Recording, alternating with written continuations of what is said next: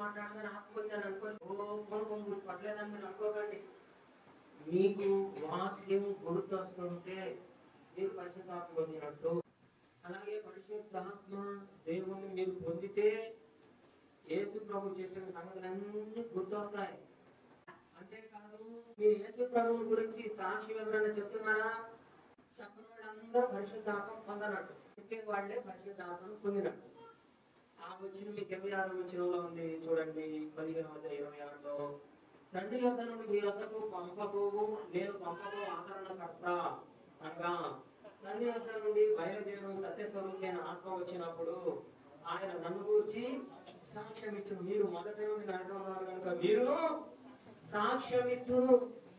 యేసయ్యను గురించి మీరు ఇప్పటికైనా సాక్ష్యం ఇస్తున్నారా లేదా నాకు తెలిసి ఫ్రెండ్స్ మధ్య నేను కానీ చెప్తే వీళ్ళు ఎప్పుడు దిగాడు మతంలో పోయి ఆ మతం ఎందుకు పట్టుకున్నాడు అని నన్ను అంటానేమో అని మనుషులు భయపడే వాళ్ళని, మనుషుల ముందు యేసయ్యను గూర్చి సిగ్గుపడే వాటిని యేసు ప్రభువుల పరలోక రాజ్యంలో ఏళ్ళను గురించి సిగ్గుపడతానన్నాడు వచ్చినోడు.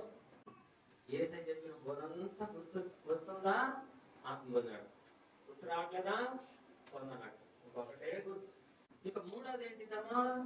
16వ అధ్యాయంలో 13వ వచనంలో సర్వ సత్యంలోనికి వెళ్తారంట.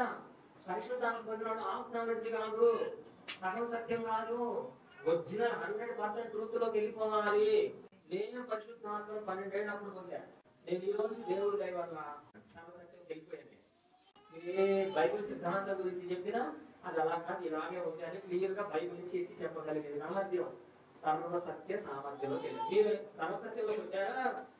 వస్తున్నారా? రావడానికి రెడీ అయ్యారా? 4వది చెప్పారు. 5వది ఏమిటంటే సంభవింపబో సంగతులన్నీ నీకు తెలియాలి. పరిశుద్ధాత్మ పొందినోడికి రాబోయే సంగతులన్నీ. ఈయనను ఇజ్రాయిలేమో చిన్న చిన్న, వాటికి సపోర్టు పెద్ద దేశాలు. 3వ ప్రపంచ యుద్ధం మొదలంట. ఈ యుద్ధాలన్నీ వస్తాయని యేసుకేలు 38వ అధ్యాయంలో ఉన్నాయి. ఆ 38వ అధ్యాయంలో ఉన్న గ్రూపుల గురించి నేను 1995లో నేర్చుకున్నాను. 1990లోనే 90, 91, 92 అప్పుడు నేర్చుకున్నాను. అంటే ఇప్పుడు 35 ఏళ్ళు నేను నేర్చుకున్నాను. అంటే సర్వసత్యంలోనికి నడిపించి జరగబో వాటిని భవిష్యత్తును తెలియజేస్తాడు. కాబట్టి ప్రియ దేవుని బిడ్డలారా, మీరు పరిశుద్ధాత్మను ఇలాంటి ఆత్మను పొందాలి. ఫస్ట్ కాడి చెప్పండి, పరిశుద్ధాత్మ పొందితే ఏమేమి కలుగుతాయి మనకి?